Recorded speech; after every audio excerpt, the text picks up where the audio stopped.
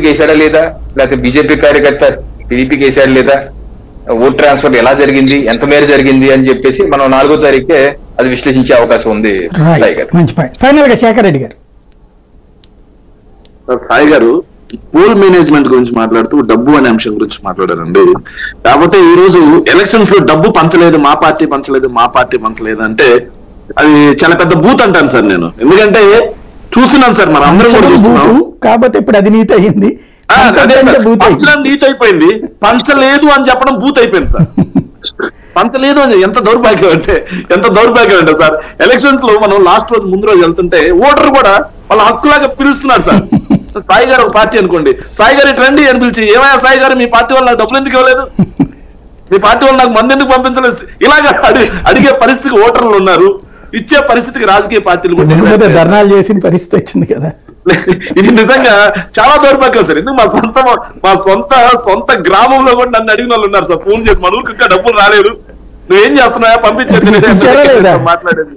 అలాంటి పరిస్థితుల్లో రాజకీయాలు ఉన్నాయి సార్. నిజంగా డబ్బులు అడిగిన వాళ్ళకి ఇప్పించారా లేదా సార్? ఏ పార్టీ, నేను మళ్ళీ చెప్తున్నా సాయి గారు, టీడీపీ గాని, జనసేన గాని, బీజేపీ గాని, వైఎస్ఆర్ కాంగ్రెస్ పార్టీ గాని, ఇంకో కాంగ్రెస్ పార్టీ కూడా గాని డబ్బు పంచలేదు అంటే అది రూపాయి ఎక్కువ రూపాయి తక్కువ పంచి ఉంటారు, అది తర్వాత విషయం సార్. పంచలేదు అన్న మాత్రం బూత్ అండి.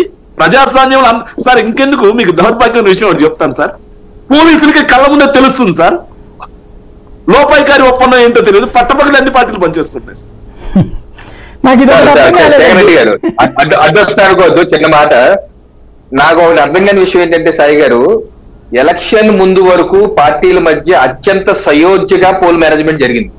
ఏ పార్టీ కూడా కిక్ ఇవ్వలేదు, ఏ పార్టీ కూడా ఆ యాప్ ఇచ్చారు ఎలక్షన్ ఎక్కడ మీకు తీసుకుంటే వీడియో తీసి పంపండి అని. పార్టీలంతా నా పాయింట్ ఏంటంటే పార్టీలంతా ఐకమత్యంగా పోల్ మేనేజ్మెంట్ చేసుకున్న పార్టీలు పోల్ అయిపోయినాక ఎందుకు గొడవలు చేశారు అనేది నా ప్రశ్న.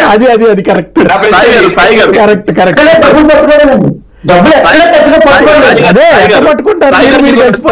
చెప్పనా సార్ సాయి గారు, కూటమి క్యాండిడేట్స్, వైసీపీ క్యాండిడేట్స్ కొన్ని చోట్ల ఇద్దరు ఫోన్ మాట్లాడుకొని, నువ్వెందుకు నేను 2000 పంచితే నువ్వు 3000 నువ్వు పంచాలి, నేను 3000 పంచితే నేను 4000 నువ్వు పంచాలని ఇద్దరు కలిసి 1500 1000 రూపాయలకి ఫిక్స్ అయ్యి ఐకమత్యంగా నువ్వు ఆ టైంకి వెళ్ళు, నేను ఈ టైంకి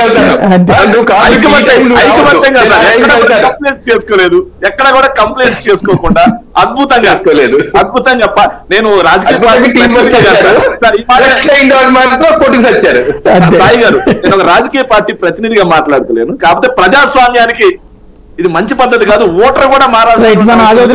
ఒక్క విషయం సూటిగా చెప్పండి, పోలీస్ డిపార్ట్మెంట్